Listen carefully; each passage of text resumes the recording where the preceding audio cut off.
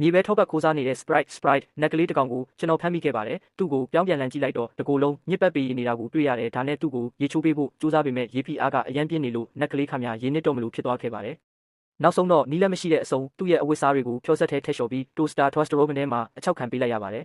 ။မကြခင်မှာပဲနက်ကလေးဟာကျွန်တော်လျှော်ပေးထားတဲ့အဝတ်စားတွေကိုလဲဝတ်လိုက်ပြီးကျွန်တော်တို့နှစ်ယောက်ရင်းနှီးတဲ့တငယ်ချင်းတွေဖြစ်သွားကြပါတယ်။ဒါပေမဲ့အိမ်မှာမွေးထားတဲ့ကြောင်ကနက်ကလေးကိုကျွတ်လို့အထင်မှားပြီးဖမ်းဖို့လုပ်တဲ့အခါနက်ကလေးကသူ့ကိုယ်သူကာကွယ်ဖို့အတွက်မော်တက်ကိုသုံးပြီးကြောင်ကိုအေးခဲသွားအောင်လုပ်လိုက်ပါတယ်ကျွန်တော်ကကြောင်ကိုမပြီးနက်ကလေးကိုမော်ပြန်ဖြေခိုင်းလိုက်တဲ့အခါမှာတော့နက်ကလေးကမော်တက်ကိုထပ်သုံးလိုက်ပြန်ပါတယ်ဒါပေမဲ့ဒီတစ်ခါမှာတော့ကြောင်ကကြောက်ရွံ့ဖြစ်သွားခဲ့ပါတယ်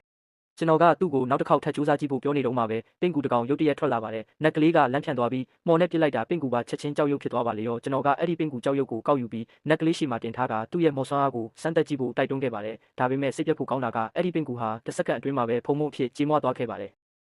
အဲ့ဒီအချိန်မှာပဲကျွန်တော်ညီမဝင်လာပြီးကြောက်ဖြစ်နေတဲ့အကြောင်းကိုတွေ့သွားပါတယ်ကျွန်တော်လည်းအကြောင်းစုံကိုရှင်းပြလိုက်ရတာပေါ့နက်ကလေးကအပြင်ထွက်လာတဲ့အခါမှာတော့သူ့ပုံစံကြောင့်ညီမဖြစ်သူကလန့်သွားပြီးလက်ထဲကကြောင်ကိုတောင်လွှတ်ချတော့မလို့ဖြစ်သွားခဲ့ပါတယ်ကျွန်တော်တို့လည်းအပြေရှာဖို့အတွက်အပြင်ထွက်ခဲ့ကြပါတယ်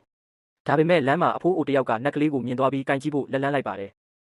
နက်ကလေးကကြောက်လန့်တကြားနဲ့မော်နဲ့ပြစ်လိုက်မိလို့အဖိုးအိုဟာလည်းချက်ချင်းကြောက်ရွံ့ဖြစ်သွားပါတယ်ပိုကြောက်ဖို့ကောင်းတာကအဲ့ဒီကြောက်ရွံ့ကြီးကတဖြည်းဖြည်းကြီးထွားလာပြီးမူလထက်အစ100လောက်ပိုကြီးသွားတာပါပဲ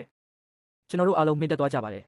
အိမ်ပြန်ရောက်တဲ့အခါအဖေကအိမ်တကားဝမှာပိတ်နေတဲ့အေယာမကြောက်ရွံ့ကြီးကိုတွေ့ပြီးဒေါသထွက်ကရဲကိုချက်ချင်းဖုန်းဆက်ပြီးဖယ်ခိုင်းဖို့လုပ်ပါတယ်ကျွန်တော်တို့ကအမြန်တားပြီးအမှန်တရားကိုရှင်းပြခဲ့ရတဲ့အဖေကနက်ကလေးကိုအဖိုးအိုကိုလူပြန်ဖြစ်အောင်လုပ်ဖို့ခိုင်းပေမဲ့နောက်ထပ်အမှားတစ်ခုထပ်ဖြစ်သွားပါတယ်ကျွန်တော်တို့မိသားစုတစ်ခုလုံးမော်မိပြီးတင်းငယ်သွားကြပါတယ်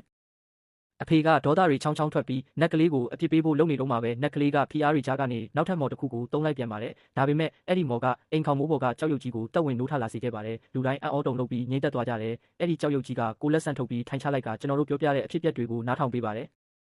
နက်ကလေးရဲ့မော်အတက်တွေဘာလို့မှားယွင်းနေရတယ်လဲဆိုရင်သူ့ကိုယ်သူယုံကြည်မှုမရှိလို့ဖြစ်ကြောင်းကြောက်ရွံ့ကြီးကရှင်းပြခဲ့ပါတယ်